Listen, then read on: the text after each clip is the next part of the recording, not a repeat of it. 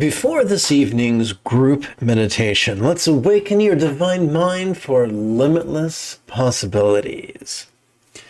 Way back in the 80s, the 90s, the early 90s, I saw the movie Clive Barker's Lord of Illusions, and that is pretty much the opposite of what we mean by divine vision.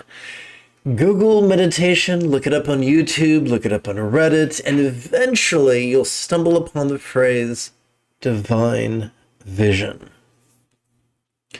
From the point of view of the South Indian Buddhist philosopher Nagarjuna and his Madhyamaka point of view, when we say divine vision, what we mean is this. In ancient India, gods and goddesses were seen as there were these elaborate statues and temples and offerings and rituals unto them. And it didn't take long, despite the Buddha's instructions, for a Buddhist version of that to develop, merely replacing gods and goddesses with Buddhas and Bodhisattvas, but with the same rigmarole. So the Buddhist sages saw what was happening, and they tried desperately to spiritualize it. And they said, oh yes, the paradise, body, mantra, and syllable of these gods and goddesses really are just metaphors for the four bases of mindfulness: the circumstantial, the physical, the interpersonal, and the mental. And conventionally, they were simply wishing someone, wishing that everyone's circumstances be heavenly, wishing that everybody's body be healthy, wishing that everybody's relationships be loving, wishing that everybody's minds be wise, to train in conventional bodhicitta. But this is where it gets really, really interesting. As seen through the lens of ultimate bodhicitta, they would look at depictions of Buddha's heavens or vatis or pure lands as being emblematic or metaphoric of the phenomena that things can be appearing, or circumstances can be appearing, yet non-graspable, and that bodies can be sensual, yet non-graspable, and that our relationships with others can be resounding, yet non-graspable, and that yet non-graspable, and that our minds that see and hear and feel and taste and smell, our minds that emote, intend, reason, recall, imagine, and confabulate. These minds can be lucid, yet non-graspable. And so that is the divine vision of the Madhyamaka. Now, that's just, hunky-dory. But how do you internalize it? Well, you can't do it through logic, and you can't do it through faith. If you're as geeky as me, you'll remember that in the original 1984 version of Ghostbusters, in the penultimate reel, the second to the last reel,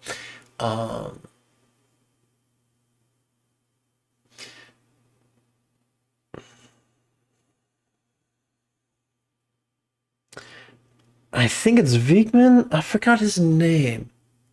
Harold Ramis's character, if you remember it, but refresh my memory in the chat window.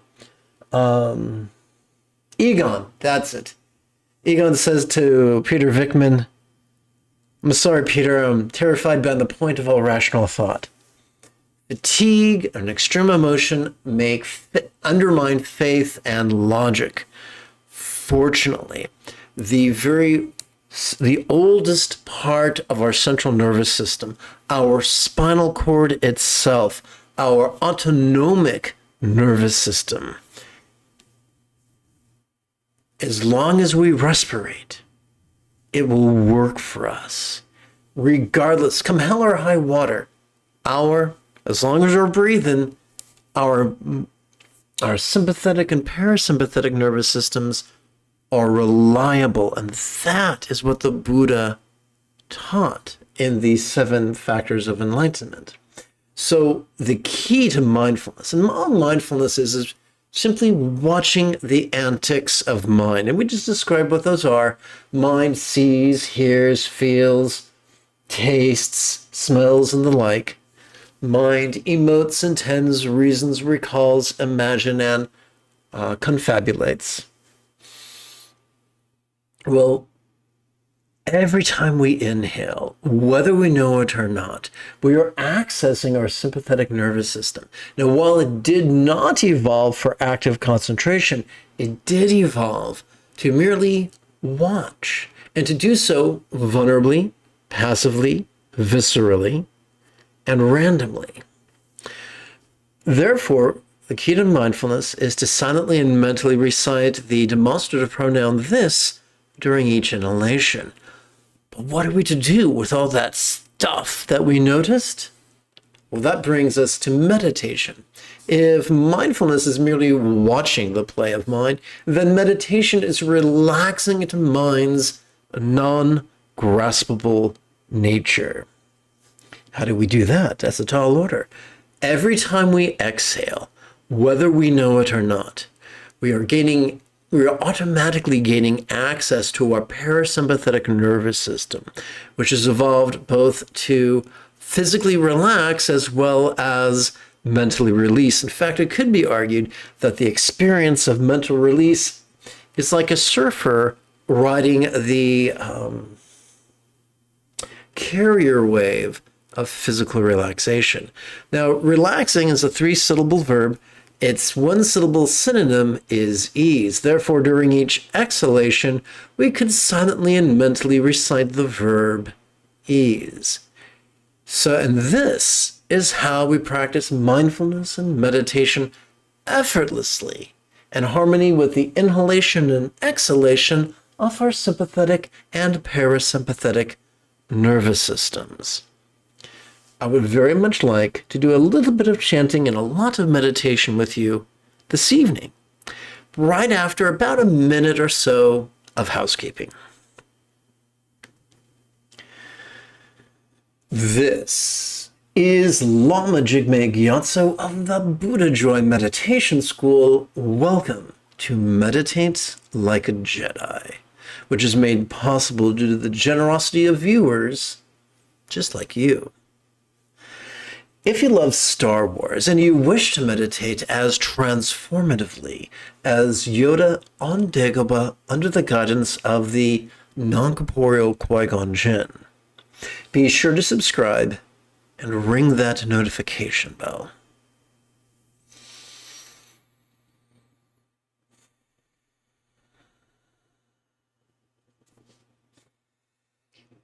Good news. If at any point during the remainder of this evening's live stream you have a specific question about Buddhist chanting, Buddhist meditation, Buddhist philosophy, or their application, simply type your question in great detail in the chat window. Now, if you're watching on a laptop or a desktop, that window should be on the right-hand side of your screen. And if you're watching on your smartphone, that should be down here. Or, in the words of Cartman, yeah. Sadly, that reference is about 20 years too old. I'm going to have to find new references. Okay, so, together as a team, let's chant the Monday evening excerpt of the first Dzogchen manual, titled The Vast Expanse of Vajrasattva, composed by Gaurab Dorje, translated into English by Yeshe Donden, and adapted as well as amplified by this bozo who sits before you.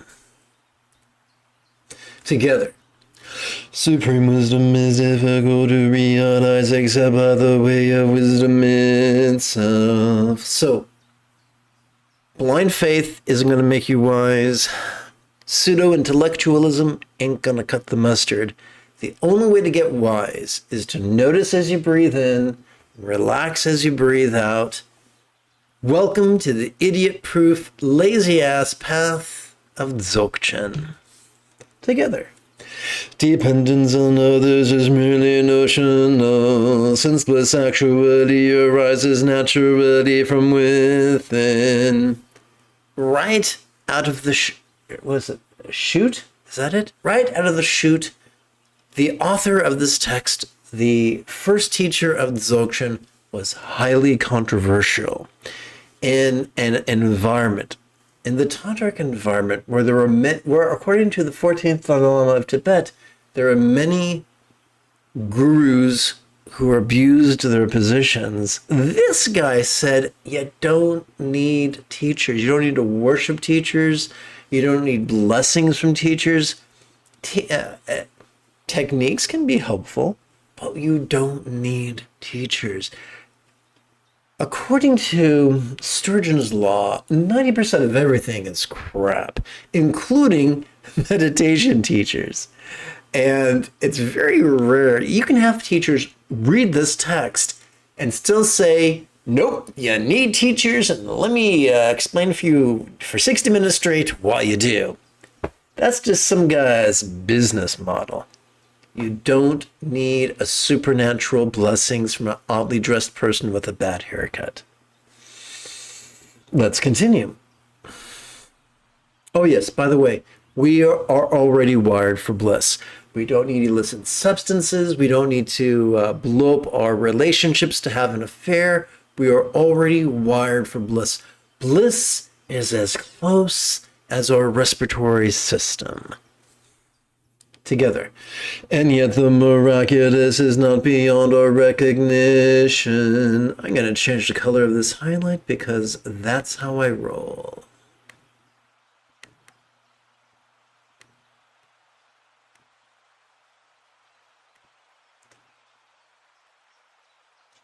Due to intuitive insight into the natural state, our innate capacities and spiritual powers. Aha, come here, sir. Come to the full naturality from within our own inner depths. Okay, we are, according to biology and according to the Four Noble Truths, we come with factory-installed drives that function to keep us alive. They don't necessarily make us healthy and happy, but they keep us alive long enough to procreate. Welcome to the splendor of natural selection. So we have these drives, and we have two reward systems. We have an oxytocin-oriented reward system that rewards for relationships, and we have a dopamine-oriented reward system that rewards for survival. Food, shelter, clothing, and reproduction. That's why people aren't kidding when they say that chocolate is rapturous. It is, because we're having a reaction to nutrient-rich food, or an analog of nutrient-rich food. So we have these drives.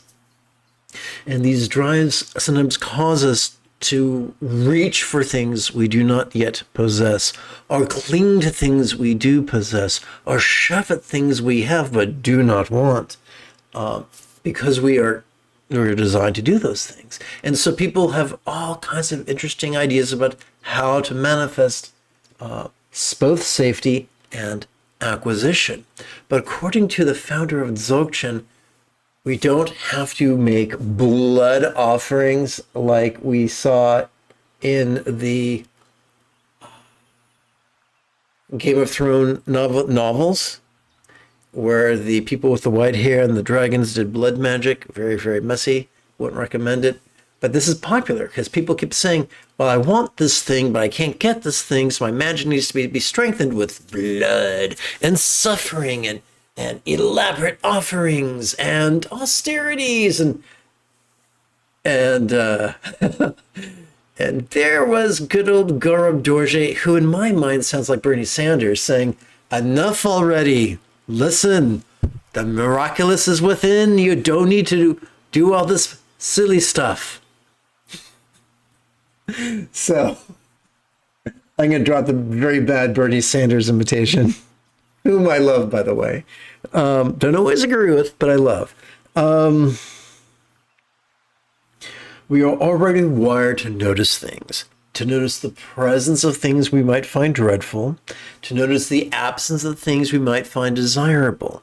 We don't need a vision board. We don't need a manifesting journal. We are already wired to notice the things we need to acquire or need to receive protection from. We're already wired to do that with every inhalation. With every exhalation, we are already wired to release everything, including the karmic causes of that which we dread and the obstructions to that which we desire. We are already wired to notice and release in a way that is nothing short of miraculous. Welcome to Dzogchen. Welcome to Trek Show. Welcome to Ati Yoga. One-stop shopping. Let's continue together. Real meditation is effortless letting go in the true condition. So real meditation is not concentration.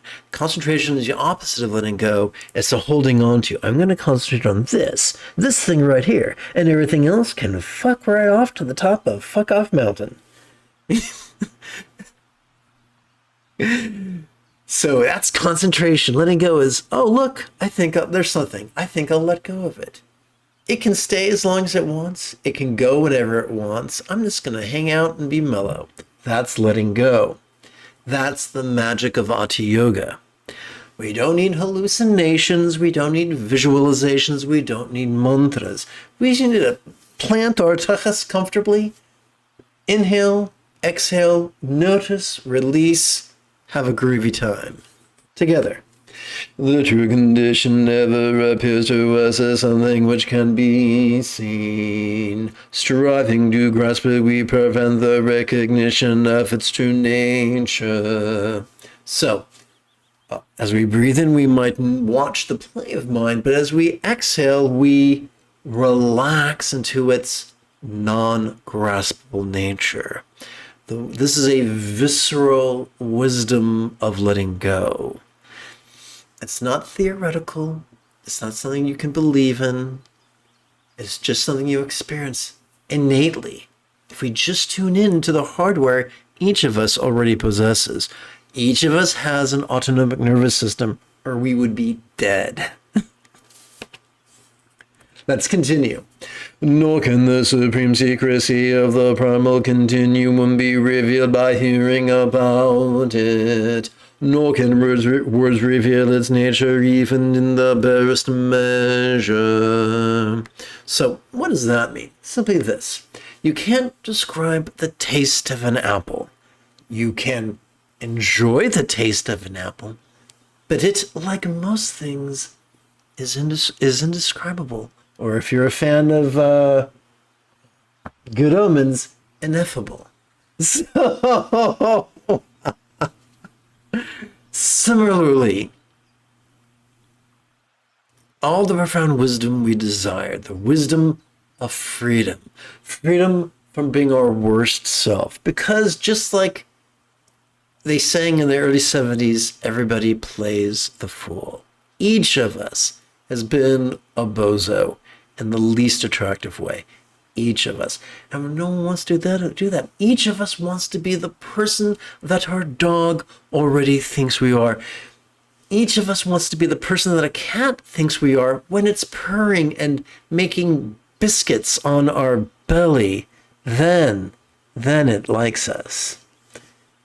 The key to doing that is to notice as we breathe in, relax as we breathe out, and watch in awe as everything falls into place. Now, you might say, dude, it sounds like you're asking me to be a doormat, and the answer is, no, I'm not.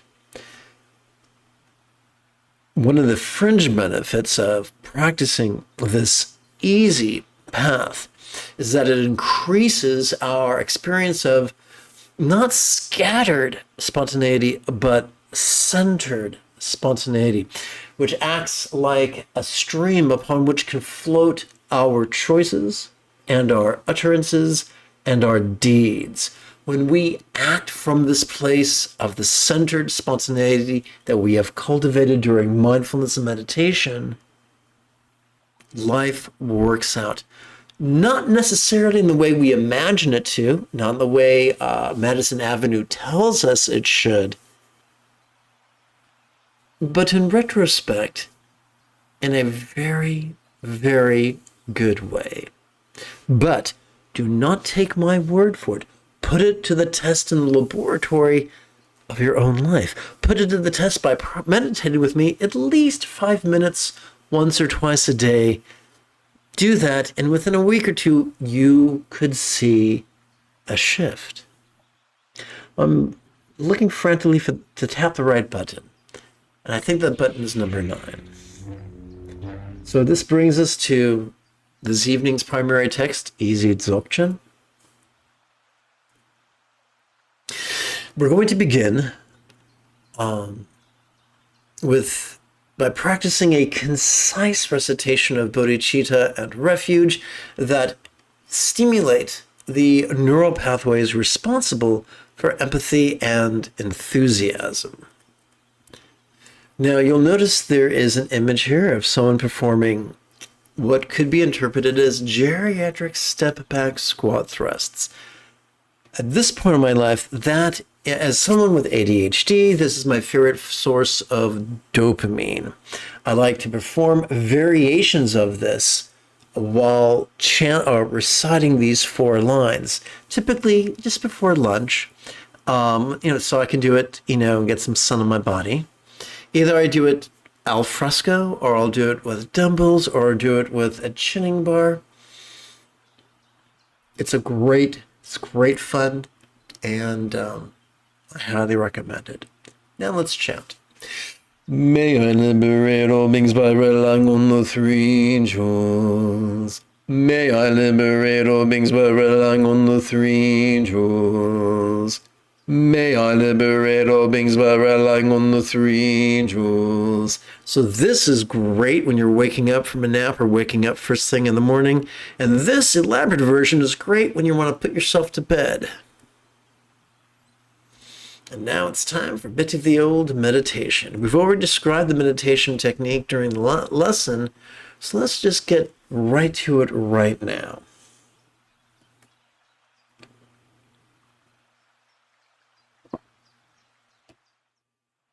Do not be shy with the questions.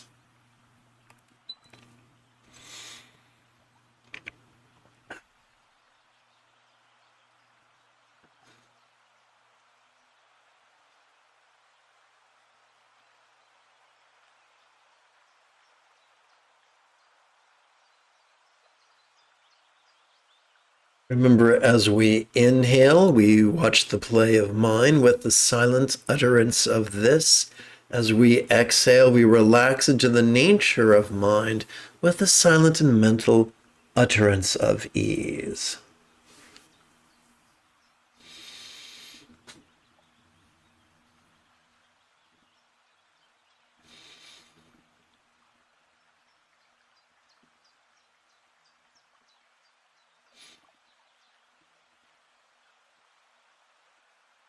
So you'll notice the word this is white and the word ease is blue. And you'll also notice that what sits before us is a couple doing the hibbity-dibbity. And so we look at the woman whose skin is the color of a cumulus cloud. And we see that she is sporting in tantric union in wild abandon, thus symbolic of the play of mind. For mind playfully watches, hears, feels, tastes, smells, and the like, including emotes, intends, reasons, recalls, imagines and confabulates. That's a whole lot of stuff going on. I think that's like 12 things going on. Bunch of stuff. The gentleman is the color of the azure sky on a bright and beautiful morn. And we see that he is sitting quite stably. He is sitting in a very centered manner in the midst of tantric union. That reminds us to relax into the nature of mind, or to relax into the non-graspable nature of mind.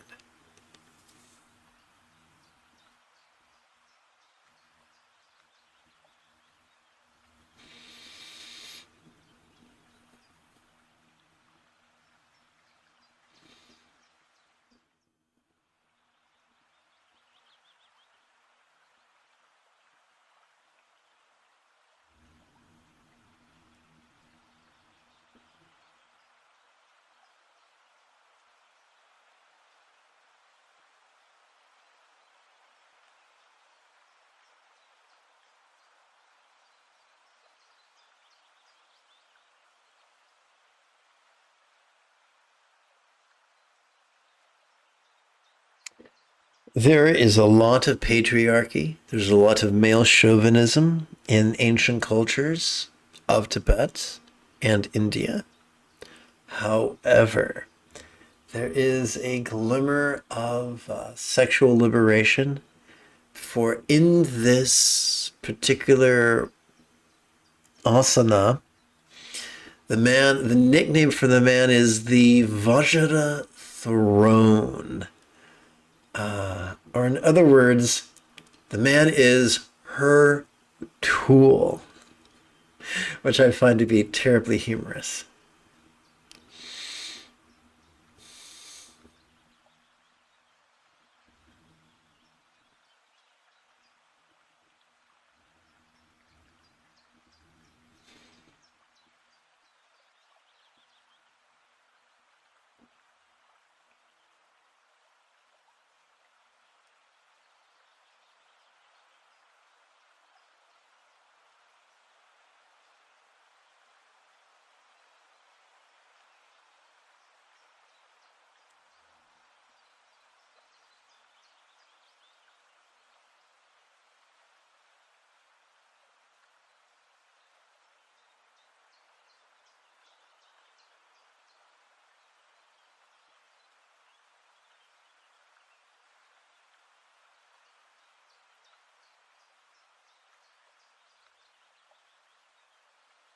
So another subversive bit of iconography is this. You might say that, hey, this iconography was developed in the North India, and they tend to be brunettes in India. Yes, but as they grow old and their hair grows white, they often put sindur, and forgive my pronunciation, in their hair, which turns it vermilion. And so the older a woman gets in some pieces of North Indian culture, the more vermilion her hair becomes. And so arguably, this is a woman of advancing years taking a young man as her lover.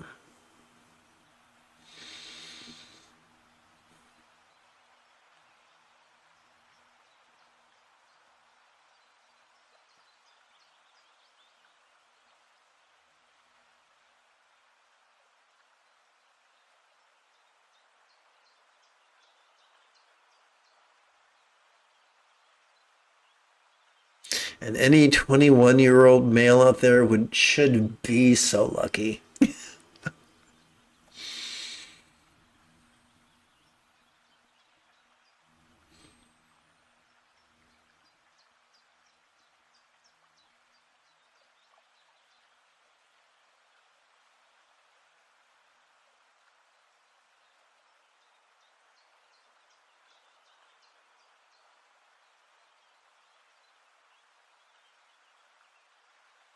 There are two reasons for this. Typically, a man in his early 20s has more sexual stamina than a man of advancing years. Secondly, a postmenopausal woman is unlikely to get pregnant during tantric sex.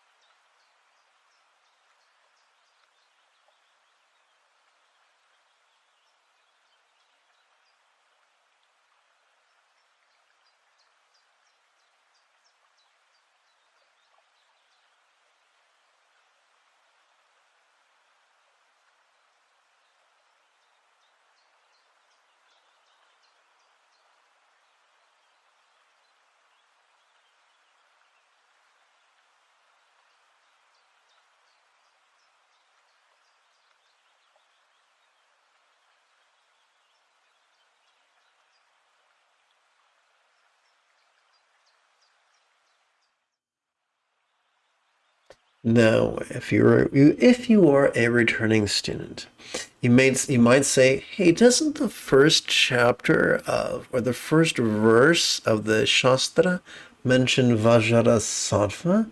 And the answer is yes, it does. But the iconography of Vajrasattva is not as helpful, in my opinion, as the iconography of Kuntu Zangpo Yabhyum, which is that which I use on this page.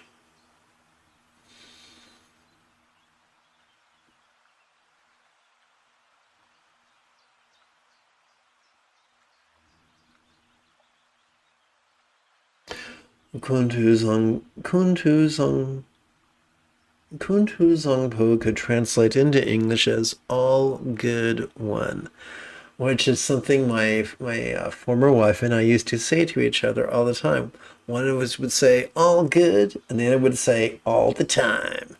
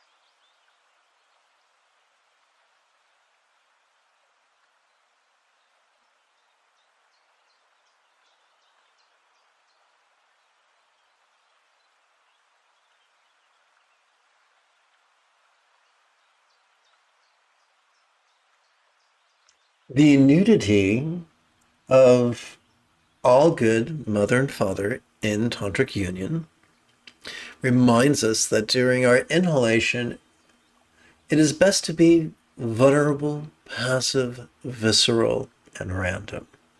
The translucence of Samantabhadri Karamamudra reminds us that as we relax into our exhalation, all that we perceived during our previous inhalation could feel rather less graspable.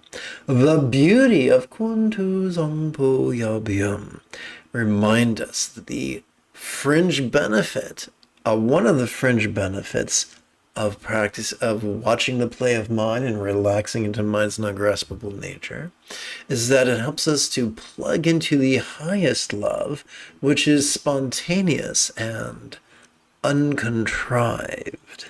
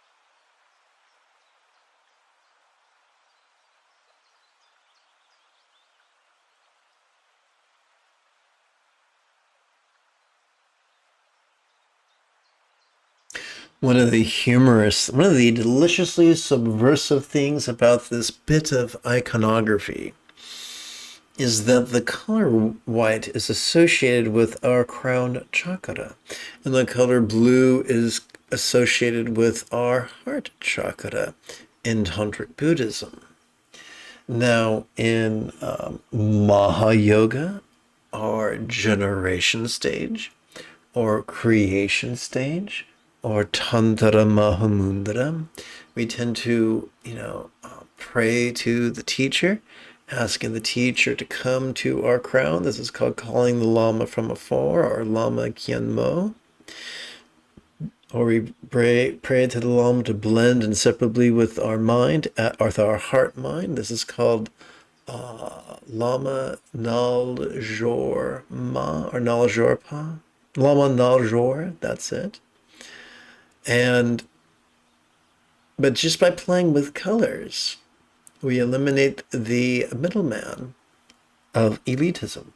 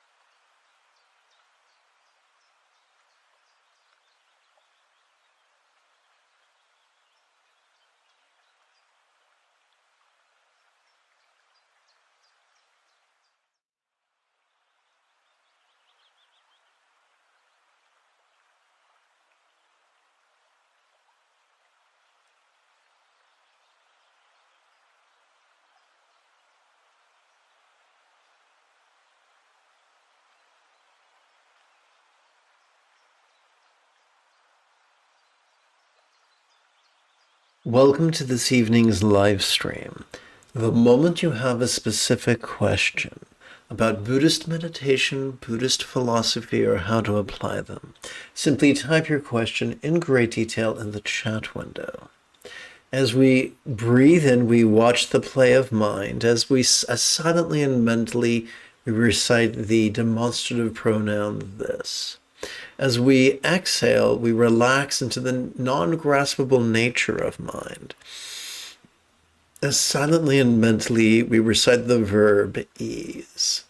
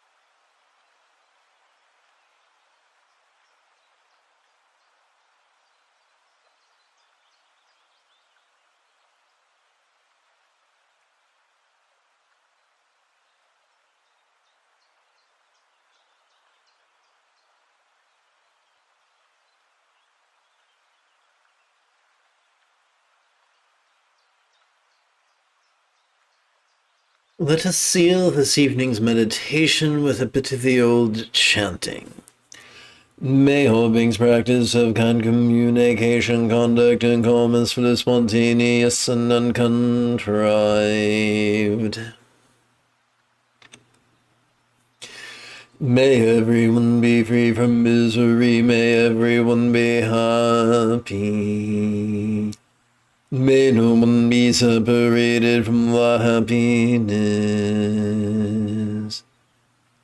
May everyone have balance from the tyranny of hating, craving, and clinging, freed.